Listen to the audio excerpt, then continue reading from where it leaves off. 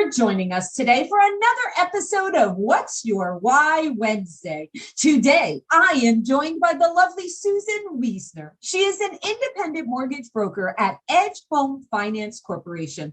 Susan, thank you so much for joining us. And Susan and I actually met at the Hall of AIM event in beautiful Miami, Florida. And after speaking with her for a few hours, actually, I knew that I had to hear more and share her with the rest of the world.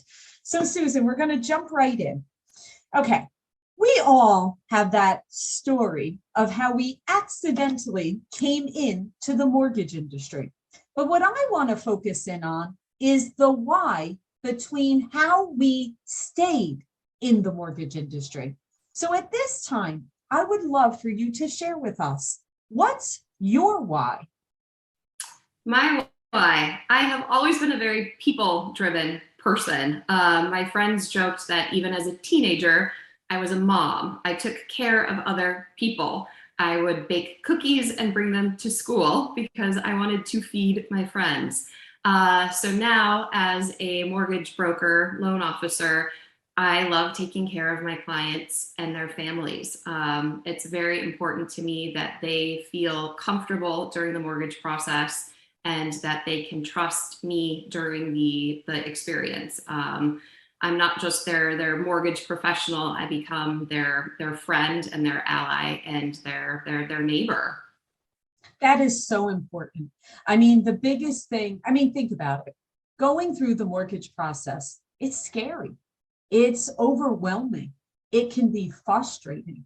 So as a mortgage professional, your biggest role is being that guide, right? Being there to answer those questions, keeping them calm during the times that they're not clear as to what that next step is. So thank you for using those skills of going from baking cookies for the class to now holding their hand, and guiding them through.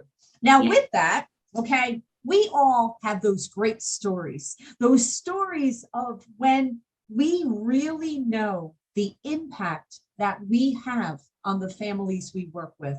So, Susan, can you please share with us, give us one of those special stories of when you realized that impact? Yes.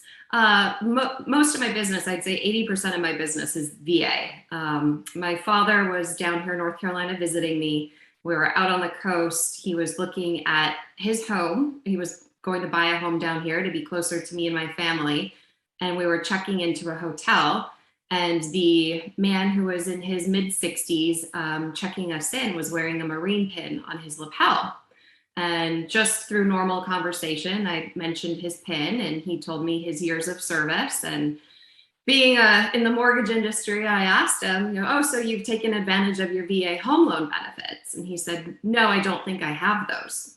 I said, well, I'm pretty sure you would. No, we've never owned a home. We tried. We didn't qualify.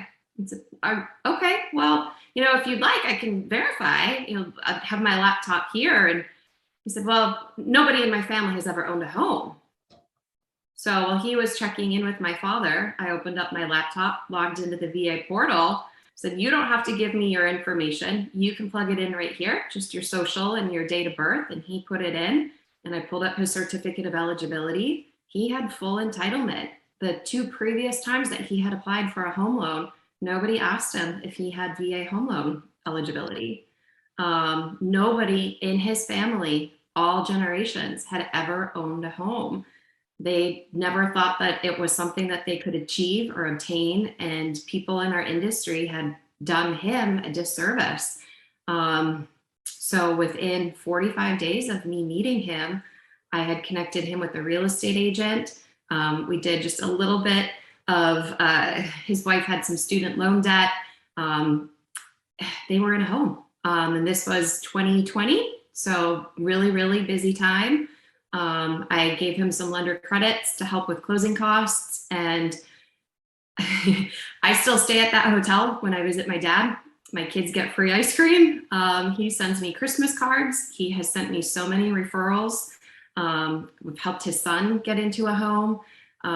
It's probably one of the I get goosebumps talking about him because that is going to be such a big impact on his family, and just how, I mean, he called me Christmas Day just crying because it was the first Christmas that they'd ever been in a home instead of a rental, and how proud he is of his home. So it's a very proud moment for me.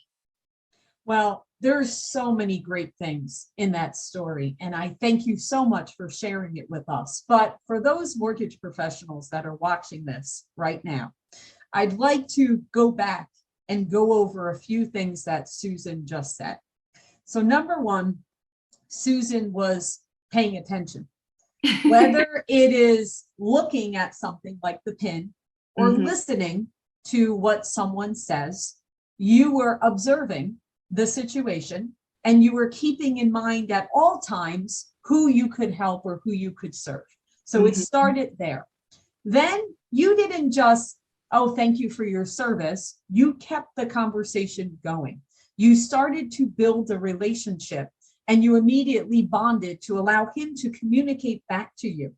Then you took the initiative to look up his eligibility right there.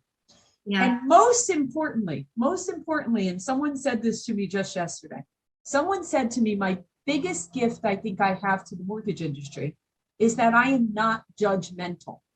No. Regardless if someone maybe had a credit blip in the past for a bad situation that happened, or maybe they're going through a transition of a new employment, or they just became self-employed and maybe it's not 2 years yet or 1 year yet or that.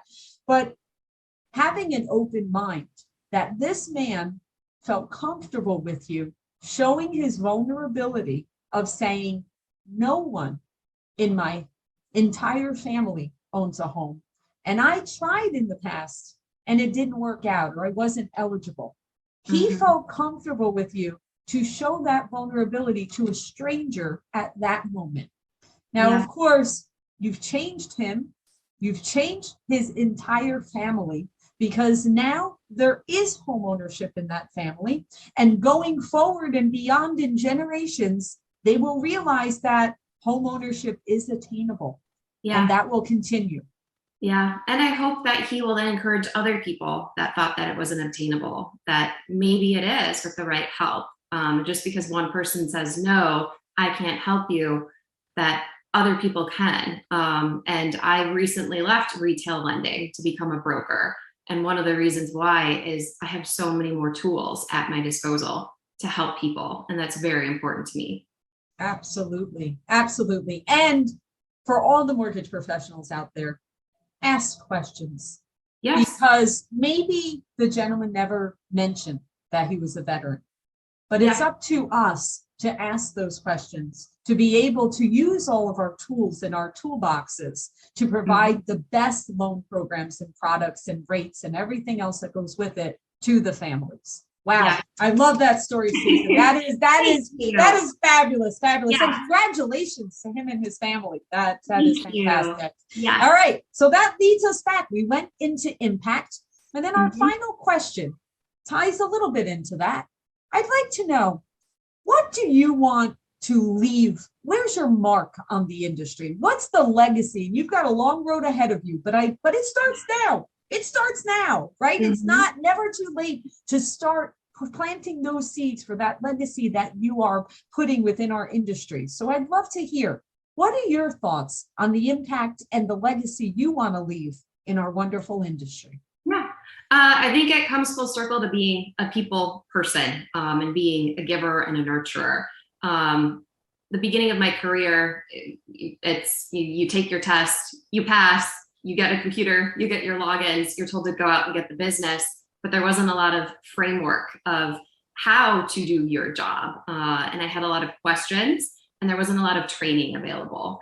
And I kind of floundered initially and didn't know how to do my job. And I want to alleviate that angst, if you will, to others moving forward and on my team, by creating more of a foundation for training and teaching for mortgage professionals, so that we do know how to ask the questions up front, and we are more aware of our borrowers' needs and how to make them more comfortable. And I think through teaching and training, we can all become better. I agree.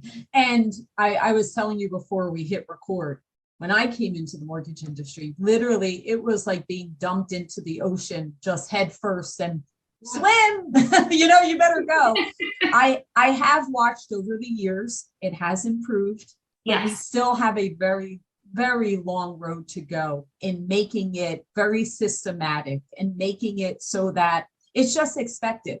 I mean, we know we are mortgage professionals, and we are in a career that really can change lives. And with that comes responsibility. It comes with that responsibility of making sure that not only do we know it now, we continue to hone our craft and continue to make sure we're keeping up with the changes of the marketplace, because we could be experts at this moment and we know how quick it changes, and different products and programs and compliance and laws and regulations, everything is constantly changing. So yes, we thank you for taking that on as a mission. I know you will be extremely successful with that, and you will continue to put your impact and your stamp on this industry. And Susan, thank you for sharing your why, and we wish you all the best always. Thank you for your time.